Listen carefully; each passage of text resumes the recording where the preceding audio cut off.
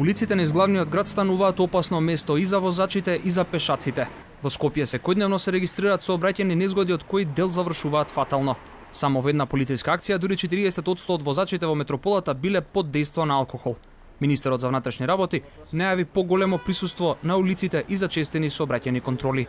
Ако знаете дека при една акцијска контрола некаде околу 40% возачите во Скопје се под дејство на алкохол, тоа е навистина алармантно и тука повторно мораме да имаме сериозни акции, се со цел да луѓето ја подигнат својата совест и да знаат дека возењето под дејство на алкохол загрозува нечии други животи.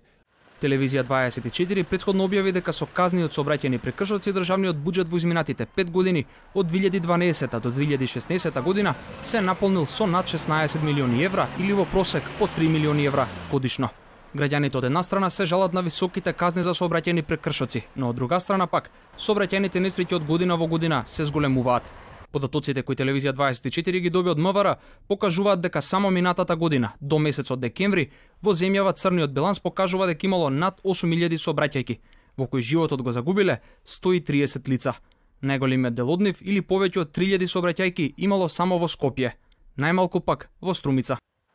Се погласни се критиките во јавноста за сообраќајната култура на граѓаните.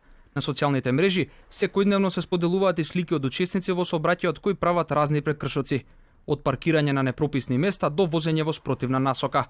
Полицијата апелира за поголема сообраќајна култура и прилагодување на возењето согласно пропишаните правила на патиштата.